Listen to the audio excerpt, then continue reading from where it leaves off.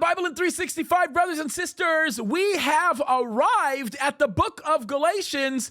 And here's something that's really interesting. When we talk about Galatia, we are not talking about a city. Rather, we are actually talking about a province or a region. Now, there's a lot of people that debate what that region is. Some people say that we're talking about North Central Asia Minor, which would be regarded as modern Turkey.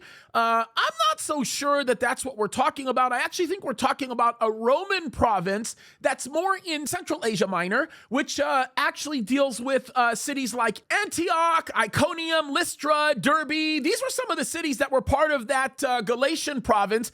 And by the way, I think it's really important because if you understand this book, then you're going to really appreciate Acts chapter 13 and 14. So right off the bat, my homework for you with understanding Galatia is going to get into Acts 13 and 14. Read that. You'll get to understand it a little bit better. And then also, these are other passages you're going to want to read. You're going to want to read 1 Peter chapter 1, specifically verse 1, Galatians chapter 1, verse 1, which of course is the passage that we're looking at, and of course, 1 Corinthians 16:1. They all make reference to this as a province to sort of enforce what I have already discussed, okay? Now, these are all important passages to look at because they're going to give you context for the whole book. Now, we need to understand that the occasion for this letter being written was the fact that when Paul went and did this work in Galatia, it was very successful.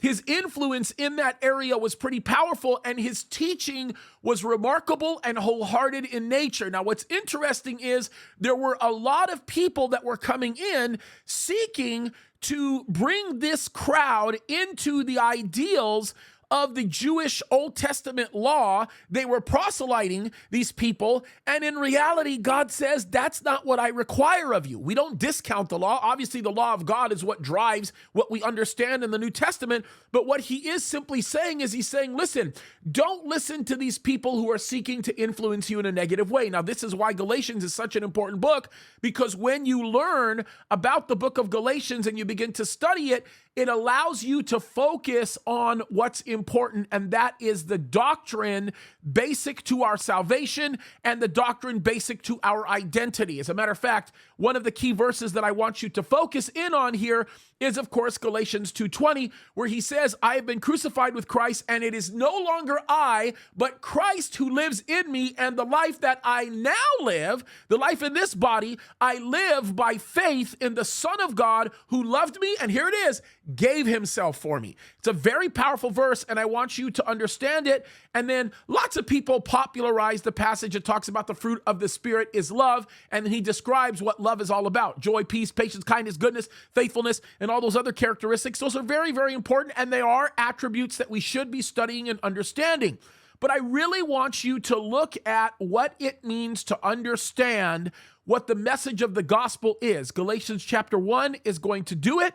Galatians chapter 2 is going to give you a better understanding of how Paul interacted with the other apostles and what was so spectacular about the honesty that he carried himself in context with the truth. This is especially important for those of us who want to stand up for the truth in context of the kind of craziness that people continue to communicate, right? So this is where Galatians becomes very important. By the way, what I need you to do to really understand this in a way that helps you better understand all of the Bible in its intended context, especially when you start looking at Romans, or you look at the Gospel of John, or many of these other passages that are very, very paramount to your identity in Christ, you need to concentrate most of your focus on Galatians chapter 5 through 6, because this is where we talk about what it means to be free in Christ. Now, people think being free in Christ means, well, I can have a drink every now and again, and that's my freedom in Christ. Well, actually, my freedom in Christ is not to participate in activity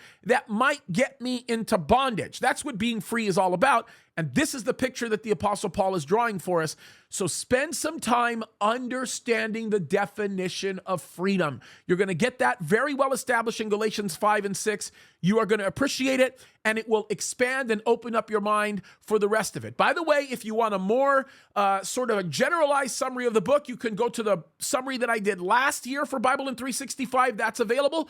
Or you can go to my thorough teaching on the book of Galatians. I probably have 3 or 4 generations worth over the last 20 years of teaching on Galatians. You can find that at jamescadiz.com. It's available to you. So make yourself well acquainted with it. It's great stuff, and it's awesome for your spiritual growth. Folks, we're in the middle of September. Great job. We're almost there. Very proud of you guys. Keep fighting the good fight. God bless you.